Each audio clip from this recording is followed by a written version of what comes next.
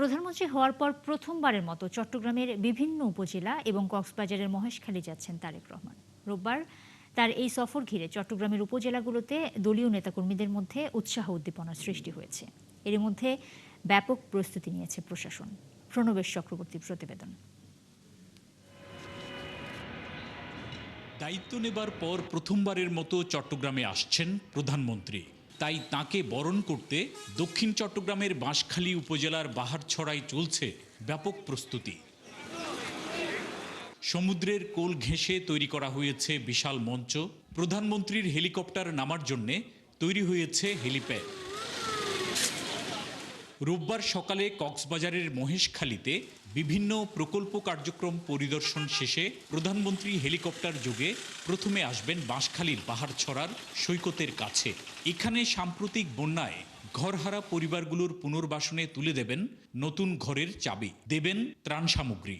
100 পরিবারের মধ্যে ঘরের চাবি বিতরণ অনুষ্ঠানে সেই অনুষ্ঠানে আমাদের সার্বিক আপনারা দেখতে পাচ্ছেন যে আমাদের এখানে স্টেজ হচ্ছে, এখানে সকল ধরনের সকল ব্যবস্থাই করা হয়েছে। এখানে বন্যা দুর্গতদের আক্রান্ত বেশি ছিল, তিনি তাদের পাশে এসে দাঁড়ানোর জন্যই এই সফরসূচি দিয়েছেন।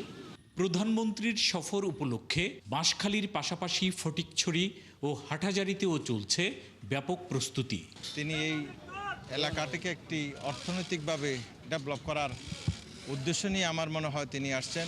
অনেক উৎসাহিত, অনেক আনন্দিত, কারণ আমরা চাই ওনাকে সুন্দর মতো বরণ করতে। কারণ উনি যে মাতার বাড়ি থেকে হেলিকপ্টার যুগে এখানে আসবেন, উনি অবশ্যই দেখবেন যে বাঁশখালীতে কি অবস্থা, উনি দেখবেন। কথা যেটা দিয়েছেন সেটা উনি পালন করতেছে, সেজন্য আমরা সবাই অনেক আনন্দিত। প্রধানমন্ত্রী ফটিকছড়িতে বাবুনগর মাদ্রাসায় সাক্ষাৎ করবেন হেফাজতে ইসলামের আমির মহিবুল্লাহ বাবুনগরীর সঙ্গে। এরপর সড়ক পথে যাবেন হাটহাজারী। সেখানে হেফাজতে ইসলামের প্রতিষ্ঠাতা আমির প্রয়াত শাহ আহমেদ শফির কবর জিয়ারত করবেন। পরে কলেজ মাঠে যোগ দেবেন বন্যায় ক্ষতিগ্রস্তদের পুনর্বাসন অনুষ্ঠান ও সমাবেশে।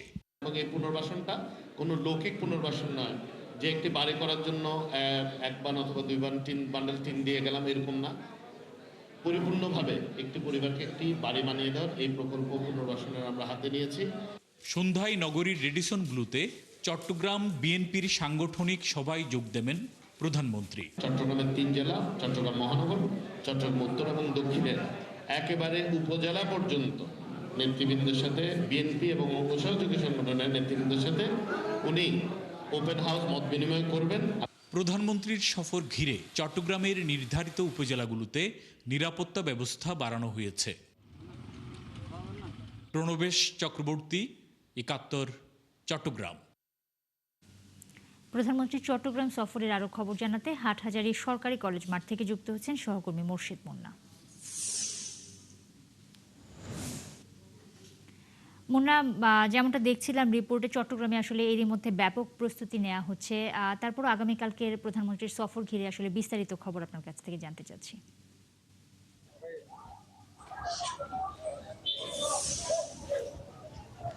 নুসরাত, আপনাকে ধন্যবাদ, আবারও স্বাগত জানাচ্ছি।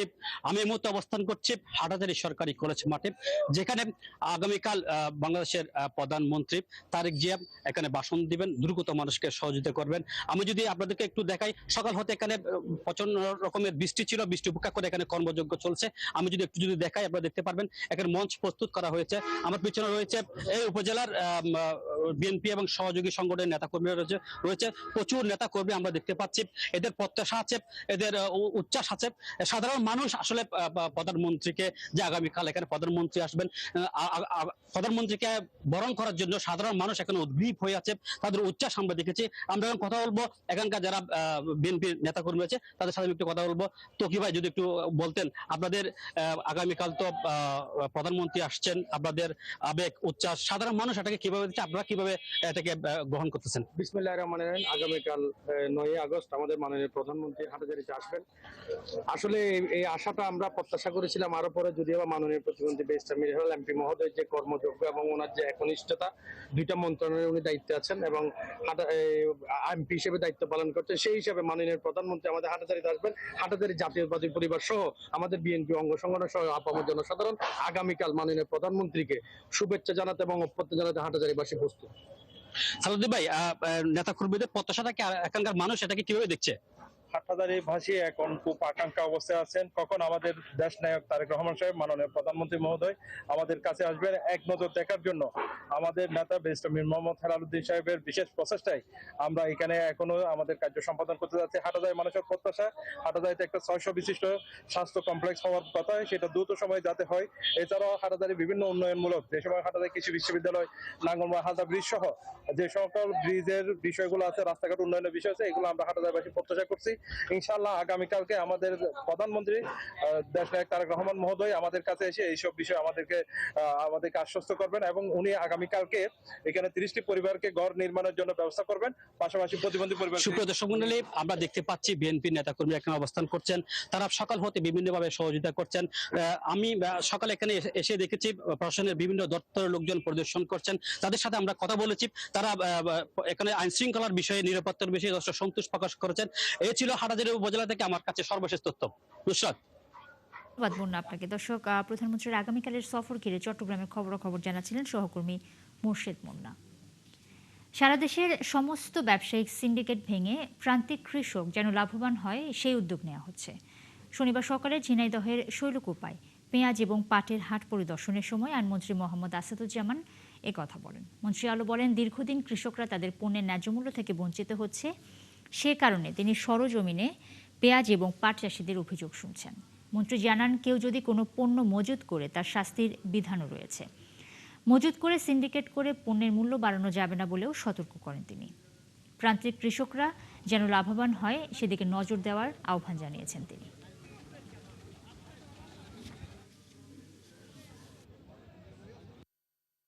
আপনাদের অবগতির জন্য জানাচ্ছি, 1974 সালের বিশেষ ক্ষমতা আইন যেটা করে দিয়ে গেছে, সেখানে মজুতদারের সর্বোচ্চ শাস্তি মৃত্যুদণ্ড।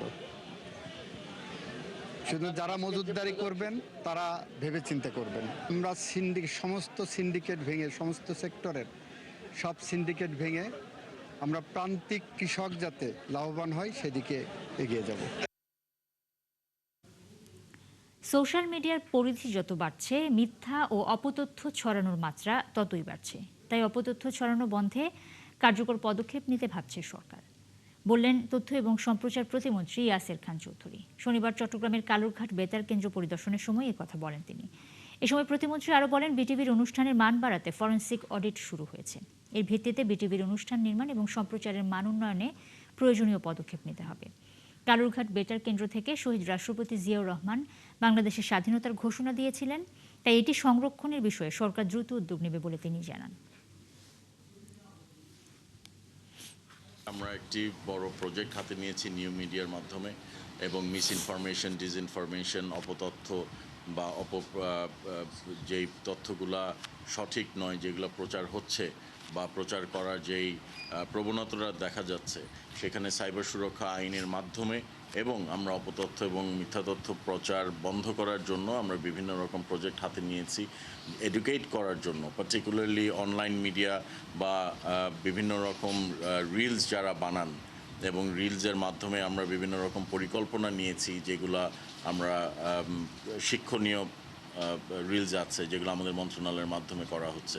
নিউ মিডিয়া প্রজেক্টের আন্ডারে আমরা ট্রেনিং প্রোভাইড করছি সাংবাদিকদেরকে, বিভিন্ন জেলা এবং উপজেলা লেভেলেও আমরা ট্রেনিং প্রোভাইড করব। গণ অভ্যুত্থানের সাথে সর্বপ্রথম বেইমানি করেছেন জামায়াত ইসলামের আমির ডক্টর শফিকুর রহমান, বললেন প্রধানমন্ত্রীর রাজনৈতিক সহকারী রাশেদ খান।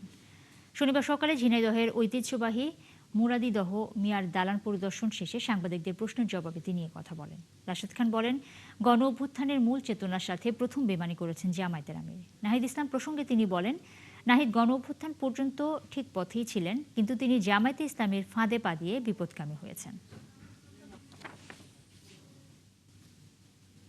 শফিকুর রহমান সাহেবকে নিয়ে এখন কি বলবো, তিনি নাকি বিএনপির পতন ঘটিয়ে দিবে। ডাক্তার শফিকুর রহমান তো জীবিতই ছিলেন, তাই না? তো ডাক্তার শফিকুর রহমানের নেতৃত্বে মগবাজারের তালাটা পর্যন্ত খোলা যায়নি। এখন আমি এই যে এইসব কথাবার্তাগুলো বলি, চোখে আঙ্গুল দিয়ে তাদের মুনাফিকি রাজনীতি আমি মানুষের সামনে ধরিয়ে দিই। এই মুনাফিক রাজনৈতিক দল এখন জাতীয় সংসদে প্রতিদিন মানুষকে আইওয়াশ করার জন্য বলছে যে আমরা কোরআনের আইন চাই, আল্লাহর আইন চাই, শরিয়া আইন চাই। এই যে ভণ্ডামি জামাত ইসলাম নিয়ে করছে, তাই না? এর আগে নির্বাচনের আগে দেখেছি জান্নাতের টিকিট বিতরণ করা, মানে কি করে নাই। মানে ক্ষমতায় আসার জন্য জামাত এমন কোনো অন্যায় অপরাধ বা অপকর্ম বা মিথ্যাচার ভণ্ডামি মুনাফিকি বাকি ছিল না যে তারা করে নাই। রাজবাড়ীর গোয়ালন্দে পাওনার টাকা নিয়ে বিরোধের জেরে ধারালো অস্ত্রের আঘাতে মারা গেছে শরীফুল ইসলাম হীরা নামের এক যুবক। গোয়ালন্দ ঘাট থানার ভারপ্রাপ্ত কর্মকর্তা জানান, শনিবার সকাল 9:15টার দিকে হীরার সঙ্গে পাওনা টাকা নিয়ে কথা কাটাকাটি হয় কুমড়াকান্দি এলাকার কামরুলের। ঝগড়ার এক পর্যায়ে কামরুল ছুরি দিয়ে হীরাকে আঘাত করে। পরে উপজেলা সদরের তোরাই মোড় এলাকা থেকে গুরুতর আহত অবস্থায় তাকে উপজেলা স্বাস্থ্য কমপ্লেক্সে নেওয়া হয়। এ সময় চিকিৎসক তাকে মৃত ঘোষণা করেন। ঘটনার পর থেকে কামরুলকে গ্রেপ্তারের চেষ্টা করছে পুলিশ। কক্সবাজারের উখিয়ায় ইরানি পাহাড় পুলিশ ক্যাম্প থেকে রুবেল হোসেন নামের এক পুলিশ কর্মকর্তার মরদেহ উদ্ধার করা হয়েছে। উখিয়া থানার ভারপ্রাপ্ত কর্মকর্তা আতিকুর রহমান জানান, শুক্রবার বিকেল থেকে ইরানি পাহাড় পুলিশ ক্যাম্পে কর্মরত সাব ইন্সপেক্টর রুবেলকে পাওয়া যাচ্ছিল না।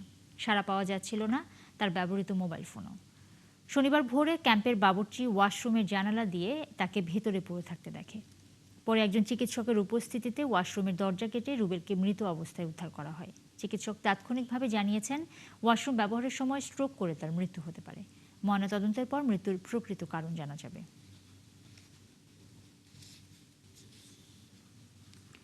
ব্রাহ্মণবাড়িয়ায় ৬ষ্ঠ শ্রেণী পড়ুয়া স্কুল ছাত্র আনিসুর রহমানের রহস্যজনক মৃত্যু হয়েছে। শুক্রবার রাতে শহরের পাওয়ার হাউস রোড এলাকার একটি 4তলা ভবনের নিচতলা সিঁড়ির পাশ থেকে তার মরদেহ উদ্ধার করে পুলিশ।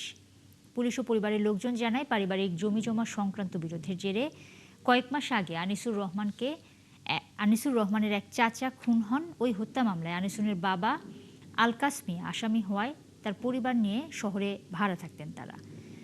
পরিবারের অভিযোগ, এই ঘটনার পেছনে আনিসুরের চাচাতো ভাইয়ের হাত থাকতে পারে। তবে পুলিশ বলছে, তদন্ত করে বিষয়টি দেখা হবে।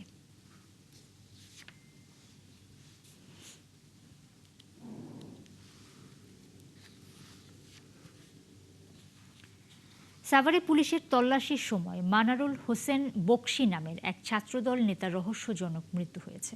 পরিবার এবং এলাকাবাসীর অভিযোগ, পুলিশ ছাদে তল্লাশি করতে গেলে ছাদ থেকে পড়ে যান মনারুল।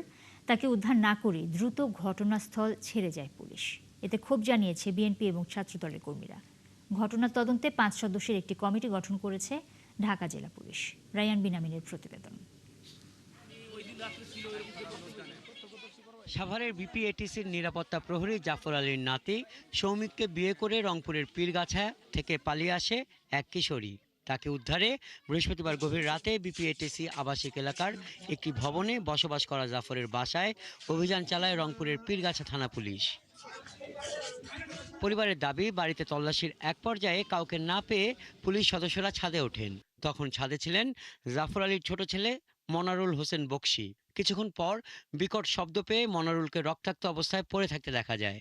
দৌড় দিন আমি আসিয়া বাকিগুলো শুদ্ধাই নেছে আমি পারলে যেন কাছেগুলো কোনো মেডিকেলে নেন, গাড়ি তুটিয়ে গাড়ি টান দিয়ে ওরা চলে গেল। এটাও তারা কৌতূহল করলো না যে কি পড়লো, আমরা পুলিশের লোক একটু খতিয়ে দেখুন।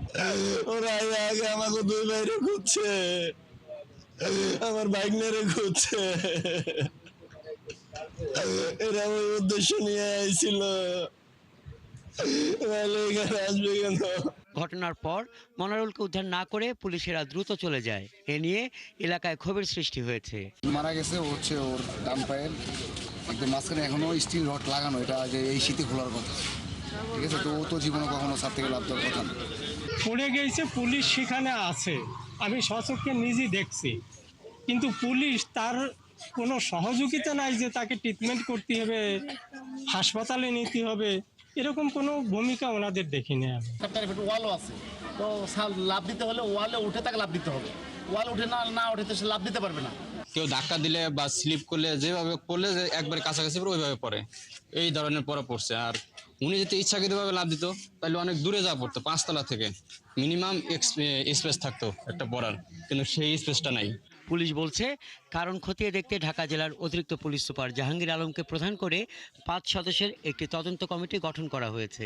পাশাপাশি সাভার থানায় না জানিয়ে রংপুরের পুলিশ সদস্যদের চলে যাওয়ার বিষয়টিও খতিয়ে দেখতে বলা হয়েছে। থানার ওসি সাহেবকে ফোন করছি যে এরকম একটা সিচুয়েশনে আপনারা এখন এইভাবে রেখে গেলেন, দায় দায়িত্ব তো আপনারা ভিকটিম, আপনারা খোঁজাখুঁজি করছেন, আপনারা তল্লাশি করছেন। এই ঘটনায় এখনো কোনো মামলা করেনি নিহতের পরিবার। হাসান আহমেদ, ৭১। প্রবাস জীবনের জীবনের স্বপ্ন এবং প্রতারণায় সিলেটে বাড়ছে বিবাহ বিচ্ছেদের সংখ্যা। লাল পাসপোর্টের আশায় প্রবাসীদের বিয়ে করে প্রতারিত হচ্ছেন অনেকেই, এতে ভাঙছে সংসার। সিলেট জেলা রেজিস্ট্রার কার্যালয়ে গত 1 বছরে তালাক নিবন্ধিত হয়েছে 2532টি। অন্যদিকে সিটি কর্পোরেশনের চলতি বছরের প্রথম 6 মাসেই 264টি তালাকের আবেদন পড়েছে। তালাক আবেদনকারীদের মধ্যে বেশিরভাগই নারী। আরও জানাচ্ছেন হোসেন আহমদ সুজাত, ছবি তুলেছেন তারেক আহমদ সানি। সিলেট জেলা রেজিস্ট্রার কার্যালয়ের গত বছর মোট নিবন্ধিত বিবাহের সংখ্যা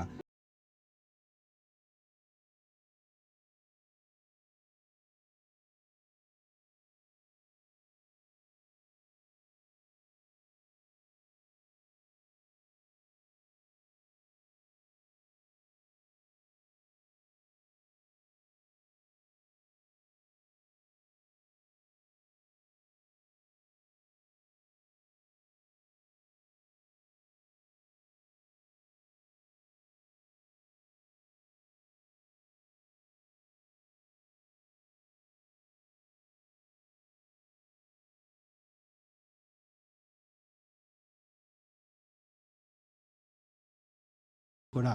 একটা মিচুইট ছেলে এবং একটা মিচুইট মেয়ে যখন অ্যাডাল্ট হয়ে যাবে, বিয়ের উপযুক্ত হবে, তাদের মত নেওয়াটা উচিত। মেয়েদেরকে কিন্তু বিদেশে পাঠানোর ক্ষেত্রে বেশি প্রবণতা থাকে বিয়ের মাধ্যমে, আর বিয়ের মাধ্যমে যেহেতু প্রবণতা থাকে এবং তারা যখন বিদেশে যায় অ্যাডজাস্ট করতে পারে না। আইনজীবীরা জানান, প্রবাসীদের দীর্ঘ অনুপস্থিতি অর্থনৈতিক প্রতারণা এবং আইনি জটিলতাও সম্পর্ক ভাঙার অন্যতম কারণ। এই যে স্বামী নাই, এই বিয়ে কিভাবে টিকে? এরা তো এই গার্জিয়ানরা মেয়েটাকে নেয় কাজের মানুষের মতো ঘরে কাজ টাজ করায়। মেয়েরা ধৈর্য ধরে 1 বছর থাকে, 2 বছর হইলে আর মেয়েরা থাকতে পারে না। এই যে টেলিফোনে বিয়ে হইল, পরবর্তীতে ছেলেরা যখন দেশে আসে দেখা যায় এই মেয়েকে আর সংসারে রাখে না। ইয়াং জেনারেশন আছে যে বাংলাদেশি হেরিটেজের যারা আছে, ওরা এখানেই তাদের লাইফ এবং এখানেই তারা বিয়ে করতে চায়, এখানেই সংসার করতে চায়, কিন্তু পারিবারিক এটা প্রেশারের কারণে ওরা অনেক সময় বাংলাদেশে যায়, গিয়ে বিয়ে করে। তখন দেখা যায় এই ছেলে এবং মেয়ের মধ্যে একটা অ্যাডজাস্টমেন্ট হচ্ছে না এবং তখন ওই বিয়েটা ভেঙে যায়। প্রবাসী মোহের এই অন্ধদৌড় বন্ধ না হলে সিলেটের পারিবারিক কাঠামো আরও ভঙ্গুর হয়ে পড়বে বলে মনে করছেন বিশেষজ্ঞরা। সাইন আহমেদ সুজাত, 71, সিলেট।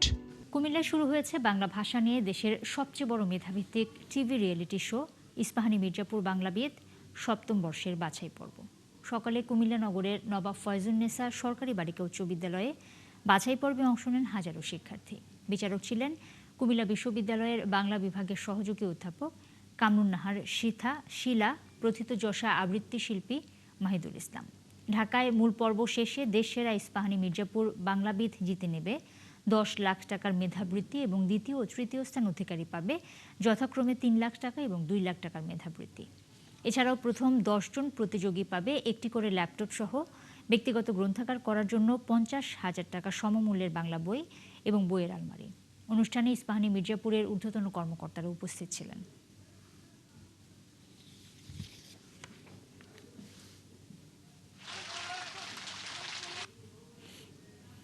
মূল উদ্দেশ্য হচ্ছে বাংলা ভাষা, সাহিত্য, বাংলা সংস্কৃতিকে নতুন প্রজন্মের কাছে ছড়িয়ে দেওয়া, এবং শুধু নতুন প্রজন্মেও না, এই টিভির দিকে চোখ রেখে যে আমাদের আরও যে ছোট কিশোর কিশোরীরা, আমাদের বয়স্করা, আমাদের বাবা মারা যারা এই টিভিতে আজকে চ্যানেলের পর্দায় এই অনুষ্ঠানটি দেখেন, তারা কিন্তু বাংলা ভাষা, সংস্কৃতি এবং বাংলা চর্চা সম্পর্কে জানতে পারেন। গত 1 সপ্তাহ ধরে জামালপুরে মেছো বাঘকে বাঘ মনে করে আতঙ্কে আছে এলাকাবাসী। কেউ কেউ বলছে তাদের সামনে পড়েছে 2টি বাঘ, তাই লোকজন সন্ধ্যার পর ঘর থেকে বের হচ্ছেন না। মধুপুর বন বিভাগের কর্মীরা এলাকা পরিদর্শন করেছেন, কিন্তু কোনো বাঘের সন্ধান পাননি। আনসারি সুমনের তথ্য এবং ছবিতে প্রতিবেদন। জামালপুর সদর উপজেলার বাঁশচড়া ইউনিয়নের জামিরা এলাকায় শুক্রবার সন্ধ্যার পর গ্রামের একজন পথচারীর সামনে হঠাৎ করে 2টি মেছো বাঘ উপস্থিত হয়।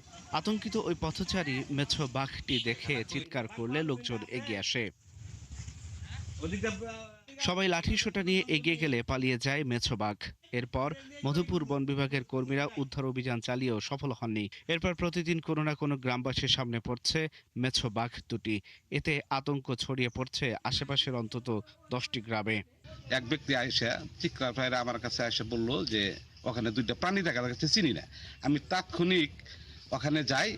গরু চড়ানোর সময় আড়াতে গর্জন শুনি এই ধরনের শব্দ আসতে। বন বিভাগ থেকে বা সরকারিভাবে কোনো উদ্যোগ নেওয়া হয়, তাড়াতাড়ি এগুলো উদ্ধার করে বনে ছেড়ে দেওয়া হয়, তাহলে আমরা একটু নিশ্চিত থাকি। বাঘ আতঙ্কে এই অঞ্চলের শিশুরা স্কুলে যাওয়া এবং খেলাধুলা বন্ধ করে দিয়েছে। কৃষক ও গৃহবধূরা তাদের স্বাভাবিক কাজ করতে ভয় পাচ্ছেন। আতঙ্কের কারণে আমাদের স্কুল কলেজে পোলাপানেরাও রাত বিরাতে বেরোতে পারতেছে না, স্কুলে যাওয়ার সমস্যা হইতেছে। এটা আমরা চাই বন বিভাগের লোক এটা ধরে যে কোনোখানে প্রেরণ করার জন্য। খেলাধুলাও করতে পারছি না, কিছু করতে পারছি না, তাই আমরা লাঠি নিয়ে বের হয়েছি। পোলাপান বাড়ি থেকে বেড়ার হয় না, কিছু না, ডরে ডরে কাজ করে নাকি। মেহেরপুর জাতীয় উদ্যান সদর রেঞ্জের ফরেস্টার মোশাররফ হোসেন জানান, এই বনে বাঘ থাকার কোনো সম্ভাবনা নেই। এটি মেছো বাঘ। বন বিড়াল হলেও অবাক হওয়ার কিছু নেই। বর্তমান সময়ে শোলাকুড়ি এবং জামালপুরে যে বাঘ আতঙ্ক দেখা দিয়েছে, এটা আসলে ছবি দেখে মোটামুটি চেনা গেছে এটা একটা মেছো বিড়াল এবং এটা নিয়ে ভয়ের কিছু নেই। বাঘ আতঙ্ক থেকে বাঁশছড়া ইউনিয়নবাসীকে রক্ষা করতে দ্রুত মেছো বাঘ দুটি উদ্ধারে প্রশাসনের কঠোর পদক্ষেপ চান জামালপুরবাসী। আল ইমরান, ৭১। সৌন্দর্য হারাচ্ছে বরিশালের প্রায় ৫৫০ বছরের পুরনো গাজনীর দিঘি। সদর উপজেলার চানপুরা গ্রামের ঐতিহ্যবাহী এই দিঘি নিয়ে এলাকার প্রবীণ মানুষেরা জানান, দিল্লির সম্রাট আকবরের মামা বৈরাম খাঁর নির্দেশে সুপেয় পানির জন্য এটি খনন করা হয়েছিল। আর এলাকার লোকজন বলেন, ঠিকঠাক উদ্যোগ নিলে এটি হয়ে উঠতে পারে আকর্ষণীয় পর্যটন কেন্দ্র। বিধান সরকারের প্রতিবেদন, ছবি তুলেছেন জসিম উদ্দিন। একসময় 18 থেকে 20 ফুট উচ্চতায় ছিল গজনীর দিঘির পার। তবে দেশ স্বাধীনের পর এলাকার চেয়ারম্যান কদম আলী মাস্টার চা বাগান করবেন বলে পারের উচ্চতা কমিয়ে অর্ধেক করেন। এখন দখল আর ক্ষয়ে হারিয়ে যাচ্ছে সেই ঐতিহ্য। গজনীর দিঘি অনেক পুরানো, 200-500 বছর আগের যা আছে, আর সে অন্তত 10-15 হাত উপরে আছে। উঁচা পাড্ডা উঁচা ছিল। শুনছি বড় শিকাল আর গজাল মাছে লড়াই করছে, আইস ফালাই থুয়ে গেছে। দিঘির পশ্চিম পারে রয়েছে প্রায় 110 বছরের পুরনো বাতারচান ফকিরের মাজার। বছরে দুবার সেখানে ওরস ও মেলা বসে। দেশের বিভিন্ন এলাকা থেকে আসেন ভক্তরা। এটা আমার বাপদাদা রাখিয়ে গেছে, রাখিয়ে গেছে, আমরাও রাখি। বাতারচান যে কর্মটা এখানে বসে করে গেছেন, বছরে 2বার ওরস করছেন, আমরাও বছরে ওই 2বার ওরস করি। প্রাচীন এই দিঘি ঘিরে রয়েছে নানা রকমের মিথ। এলাকার লোকজন জানান, দিঘি পারে ছিল বাঘ আর গজাল মাছের যুদ্ধের চিহ্ন। বিশাল গজাল মাছের আইস টানানো ছিল ফকির বাড়িতে। আর শিমুল গাছে বাঘের থাবার চিহ্ন দেখেছেন বহু লোকেই। ওই বাঁশ কাটার দিন হয়তো নিরামিষ খায়, পরে আবার রোজা রাখে রাত্র দিনে বাঁশ লইয়া গ্রামে নাচতে নামে। না আসলে একটু সমস্যা হয়, আসলে ভালো হয়। দয়াল আমাদেরকে চাইছে, তাই আমি প্রতি বছরের জায়গায় আসি। অনেক অসুস্থ ছিল, যখন এখানে আসছে তখন মোটামুটি ভালো হয়ে গেছে। দিঘিটি বর্তমানে জেলা প্রশাসনের তত্ত্বাবধানে রয়েছে। প্রাচীন এই দিঘিটি সংরক্ষণ করা গেলে জমিটি দখলমুক্ত হতো, রক্ষা পেত এর ঐতিহাসিক গুরুত্ব। প্রাচীন দিঘি, মন্দির, মসজিদ, গির্জা এগুলো যেগুলো শত বছর 1968 সংশোধনী 1976 সালের আইন মোতাবেক এগুলো প্রত্নতত্ত্ব অধিদপ্তর সংরক্ষণ করে থাকে এবং এগুলো সংস্কার সংরক্ষণ দুটোই করে থাকে। প্রাচীন এই দিঘির পূর্ব পারে অশ্বত্থ বৃক্ষের তলে চৈত্র সংক্রান্তিতে বসত মেলা, যার আকর্ষণ ছিল ঘোড়দৌড়। তবে 1991 সালে মেলাটি বন্ধ হয়ে যায়। বিধান সরকার, ৭১, বরিশাল।